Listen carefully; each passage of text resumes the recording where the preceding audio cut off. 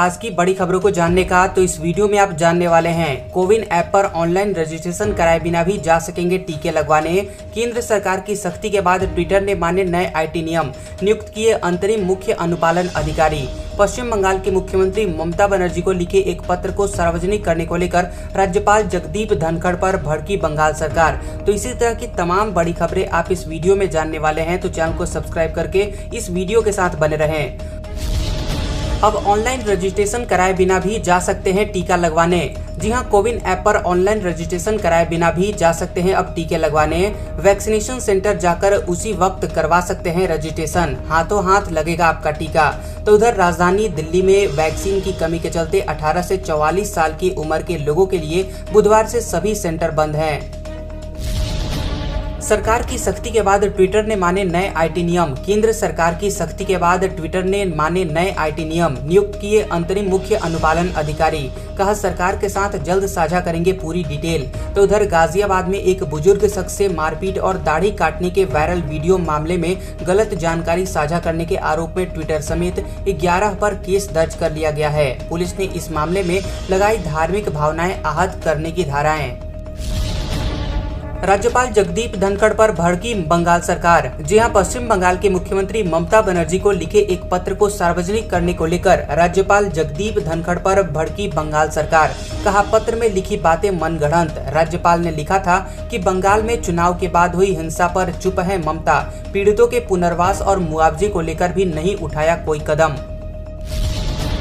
Israel ने Gaza पर किया हमला, फिलिस्तीन के साथ तनाव एक बार फिर बढ़ने के आसार। जी हां, फिलिस्तीन सुरक्षा बलों के मुताबिक इजराइल ने गाजा पर एयर स्ट्राइक किया है। बताया जा रहा है कि बुधवार सुबह फिलिस्तीन की तरफ से आतंकवादियों ने दक्षिण इजराइल की ओर आग लगाने वाले गुब्बारे भेजे, जिसके बाद इजराइल ने गाजा पर एयर स्ट्राइक कर दिया। इजरायली सेना ने कहा कि उसके विमान ने बुधवार तड़के गाजा पट्टी में हमास के सशस्त्र परिसरों पर हमला किया।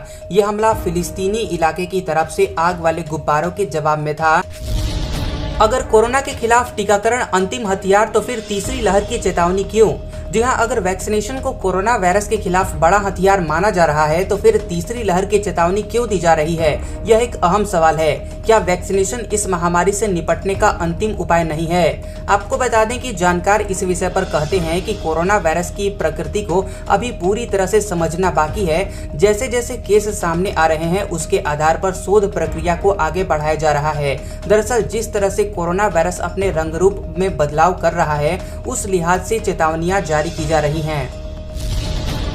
वेजिटेबल ऑयल, दाल की बढ़ी हुई कीमतों ने बिगाड़ा खाने का स्वाद, दाम बढ़ने की वजह भी है खास। जी हां, भारत में खाने के इस्तेमाल में होने वाले वेजिटेबल ऑयल और दाल की कीमतों में तेजी से इजाफा हुआ है। वेजिटेबल ऑयल के दाम में वृद्धि की वजह अंतर्राष्ट्रीय बताई जा रही है। खुदरा महंगाई दर में भी इजाफा हुआ है। भारत में खुदरा महंगाई पिछले 6 महीनों के उच्चतम स्तर पर आ गई है। वेजिटेबल ऑयल और दाल की बढ़ी हुई कीमतों से आम जनता परेशान है। खाद्य तेल पर आयात शुल्क में कटौती करने की सरकार अभी सोच विचार कर रही है। आसियान के मंच से रक्षा मंत्री राजनाथ सिंह ने दिए कई संदेश। आतंकवाद, कट्टरपंथ और विस्तारवाद बड़ा खतरा। जी हां, आसियान रक्षा मंत्रियों की बैठक में रक्षा मंत्री राजनाथ सिंह ने साफ कहा कि इस समय दुनिया के सामने आतंकवाद और कट्टरपंथ विश्व शांति और सुरक्षा के लिए सबसे बड़ा खतरा है। FATF के सदस्यों के रूप में भारत आतंकवाद के वित्त पोषक का मुकाबला करने के लिए प्रतिबद्ध है। भारत हिंद प्रशांत के लिए साझा दृष्टिकोण के कार्यान्वयन के लिए आसियान के नेतृत्व वाले तंत्र के उपयोग का समर्थन करता है। इंडो पैसिफिक में एक मुफ्त, खुले और समावेशी आदेश की मांग करता है। मिथुन चक्रवर्ती से कोलकाता पुलिस ने की पूछताछ, प्रचार के दौरान फिल्मी संवाद का मामला। जी हां, चुनाव प्रचार के दौरान फिल्मों के उत्तेजक संवादों के इस्तेमाल पर कोलकाता पुलिस ने बीजेपी नेता और अभिनेता मिथुन चक्रवर्ती से उनके जन्मदिन के मौके पर पूछताछ की। वो वर्चुअल तरीके से जांच में शामिल हुए। बंगाल में चुनाव प्रचार के दौरान मिथुन चक्रवर्ती ने अपने कुछ फिल्मी संवादों, जैसे कि यहाँ मारेंगे शमशान में गिरोगे का इस्तेमाल किया था। फिल्म बिरादरी से ताल्लुक रखने वाले एक शख्स ने मानिकतला थाने में FIR दर्ज की। ट्विटर के खिलाफ हुई बड़ी कार्रवाई, धार्मिक भावनाएं भड़काने के आरोप में केस किया गया दर्ज। जी हां, गाजियाबाद में बुजुर्ग की पिटाई के केस में गलत सूचना देने पर ट्विटर पर केस दर्ज हो गया है। ट्विटर के खिलाफ पहली बार केस दर्ज किया गया है। सरकार के नए आईटी नियमों के तहत ट्विटर को कानूनी संरक्षण खत्म हो गया है। ये केस गाजियाबाद के लोनी बॉर्डर कोतवाली में दर्ज किया गया है। 5 जून को एक समुदाय विशेष के बुजुर्ग को बंधक बनाकर धार्मिक नारे लगाने, मारपीट कर दाढ़ी काटने का मामला सोशल मीडिया पर वायरल हुआ था। इस मामले में पुलिस पहले ही आरोपियों के खिलाफ मामला दर्ज कर चुकी है। इसमें 3 आरोपियों की गिरफ्तारी भी हो चुकी है। राहुल गांधी बोले, देश में भाजपा के झूठ की नहीं, त्वरित और संपूर्ण टीकाकरण की जरूरत। जी हां, कांग्रेस के पूर्व अध्यक्ष राहुल गांधी ने कहा कि इस वक्त देश में कोरोना रोधी टीकों की कमी पर पर्दा डालने के लिए भाजपा के चिर परिचित झूठ और नारों की जरूरत नहीं, बल्कि त्वरित और संपूर्ण रूप से टीकाकरण करना इस समय की आवश्यकता है। कोरोना की तीसरी लहर से जंग के लिए केजरीवाल सरकार का बड़ा हेल्थ प्लान, 5000 हेल्थ असिस्टेंट करेंगे काम।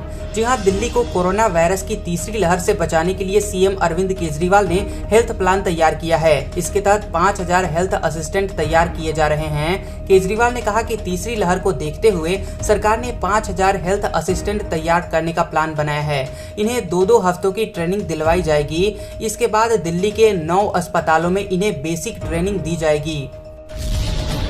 एक्सपर्ट्स ने कहा, नए वेरिएंट पर भारत ने नजरअंदाज की थी चेतावनी, इसीलिए कोरोना ने फिर बरपाया कहर। जी हां, समाचार एजेंसी रॉयटर्स का दावा है कि हेल्थ एक्सपर्ट्स ने भारतीय अधिकारियों को मार्च में ही चेतावनी दी थी कि कोरोना वायरस का नया वेरिएंट तेजी से फैल रहा है, जो ग्रामीण इलाकों में अपना असर दिखा रहा है। ये कोरोना का B.1.617 वेरिएंट था, जिसने भारत के ग्रामीण इलाकों में तबाही मचाई और देखते ही देखते दुनिया के 40 से ज्यादा देशों में फैल गया। कोविशील्ड की 2 डोज के बीच 12 से 16 हफ्ते का गैप सरकार ने अपनी मर्जी से बढ़ाया। जी हां, पिछले महीने केंद्र सरकार ने कोविशील्ड वैक्सीन की 2 डोज के बीच गैप को बढ़ाकर 12 से 16 हफ्ते कर दिया था। इस पर अब विवाद खड़ा हो गया है। रॉयटर्स ने दावा किया है कि एडवाइजरी बोर्ड ने गैप को 8 से 12 हफ्ते बढ़ाने की सलाह दी थी, लेकिन सरकार ने अपनी मर्जी से ही अंतर को 12 से 16 हफ्ते कर दिया।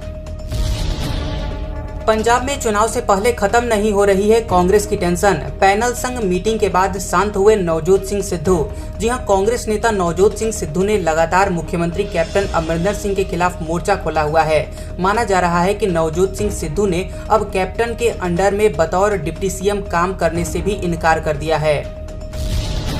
चाचा शिवपाल पर क्यों बदल गया अखिलेश का मन, विलय नहीं अब होगा गठबंधन।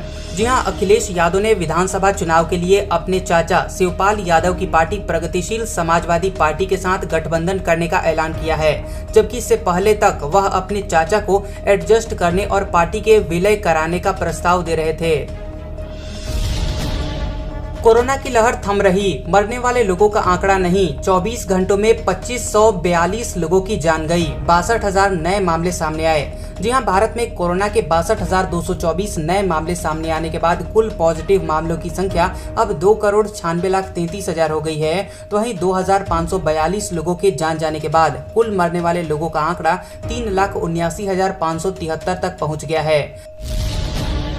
झारखंड में लॉकडाउन में ढील की घोषणा, दुकानें शाम 4 बजे तक खुली रहेंगी। जी हां, झारखंड सरकार ने कुछ ढील करते हुए अनलॉक प्रक्रिया शुरू कर दी है। मुख्यमंत्री हेमंत सोरेन की अध्यक्षता में मंगलवार को ही आपदा प्रबंधन बैठक में ढील देने का फैसला लिया गया है। निर्णय के अनुसार राज्य में शाम 4 बजे तक सभी दुकानें खुली रहेंगी। प्रियंका गांधी का आग्रह, राम मंदिर ट्रस्ट से जुड़े घोटाले की जांच करवाए उच्चतम न्यायालय। जी हां, आपको बता दें कि कांग्रेस महासचिव प्रियंका गांधी वाड्रा ने श्री राम जन्मभूमि तीर्थ क्षेत्र ट्रस्ट से संबंधित एक जमीन सौदे में लगे हुए भ्रष्टाचार के आरोप को लेकर कहा कि उच्चतम न्यायालय को अपनी निगरानी में इस मामले की जांच करानी चाहिए। उन्होंने फेसबुक पोस्ट में कहा कि 2 करोड़ रुपए मूल्य की जमीन सिर्फ 5 मिनट के बाद प्रधानमंत्री जी द्वारा बनाए गए श्री राम जन्मभूमि तीर्थ क्षेत्र ट्रस्ट की ओर से 18.5 करोड़ रुपए में खरीद ली गई, यानी कि जमीन की कीमत 5.5 लाख रुपए प्रति सेकंड की दर से बढ़ गई। यह सारा पैसा हिंदुस्तान की जनता द्वारा राम मंदिर निर्माण के लिए दान के रूप में दिया गया था। एलजेपी नेता चिराग पासवान ने स्पीकर को लिखी चिट्ठी, कहा पशुपति पारस को लोकसभा में एलजेपी का नेता घोषित करने का निर्णय हमारी पार्टी के संविधान के प्रावधान के विपरीत। जी हां, एलजेपी नेता चिराग पासवान ने लोकसभा अध्यक्ष ओम बिरला को पत्र लिखकर कहा है कि पशुपति कुमार पारस को लोकसभा में लोजपा का नेता घोषित करने का निर्णय हमारी पार्टी के संविधान के प्रावधान के विपरीत है। उन्होंने अध्यक्ष से उनके पक्ष में नया सर्कुलर जारी करने का अनुरोध किया।